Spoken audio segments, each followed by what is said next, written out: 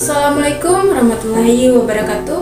Perkenalkan, nama saya Rosalinda Misilo, mahasiswa aktif dari jurusan Bahasa dan Sastra Indonesia, Fakultas Sastra dan Budaya, Universitas Negeri Gorontalo.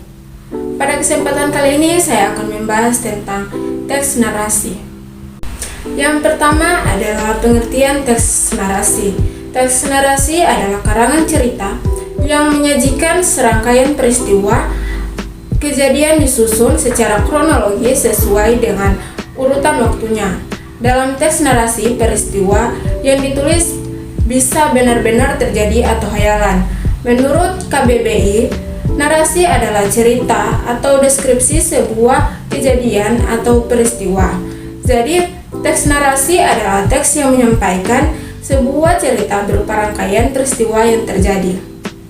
Kedua adalah tujuan teks narasi. Umumnya, karangan atau teks narasi diciptakan dengan tujuan menghibur pembacanya dengan pengalaman estetis melalui kisah dan cerita, baik fiksi maupun non-fiksi. Adapun contoh teks narasi adalah cerpen, novel, dan cerita inspiratif.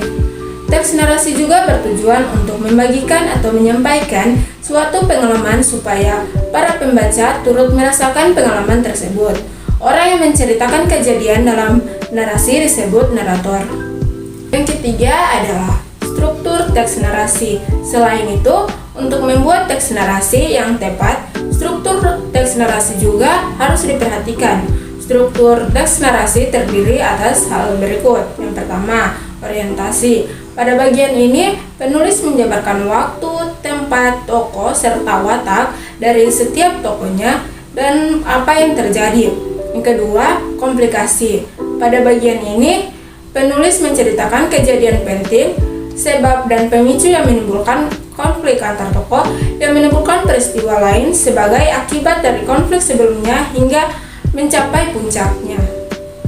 Yang ketiga, resolusi. Pada bagian ini, konflik menurun dan dapat diselesaikan.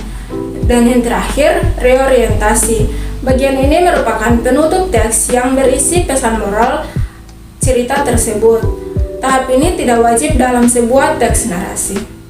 Yang keempat, kaidah kebahasaan. Adapun unsur kebahasaan yang dimiliki teks narasi, yang pertama, menggunakan kata kiasan atau metafora. Menurut KBBI, metafora adalah kata atau kelompok kata yang tidak mewakili arti yang sebenarnya, melainkan digunakan untuk membandingkan dua hal secara langsung. Metafora disebut juga sebagai gaya bahasa atau majas perbandingan. Biasanya, metafora digunakan untuk memperjelas atau membuat teks narasi terlihat lebih menarik. Contohnya, raja siang, raja malam, dan tulang punggung. Yang kedua, menggunakan kata kerja transitif dan intransitif. Kata kerja transitif merupakan kata kerja yang dilengkapi dengan objek, baik itu benda, frasa, atau kata ganti. Jenis kata kerja ini bisa diubah menjadi bentuk pasif, contoh, saya makan sebuah jeruk. Sedangkan kata kerja intransitif merupakan kata kerja yang tidak membutuhkan objek. Jenis kata kerja ini tidak bisa diubah menjadi bentuk pasif, contoh, mau jatuh. Yang ketiga, menggunakan kata benda, sifat, frasa, atau klausa.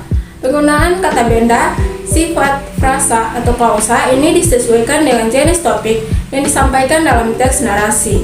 Yang keempat, menggunakan kata penghubung penanda urutan waktu. Baiklah, itulah penjelasan saya tentang teks narasi.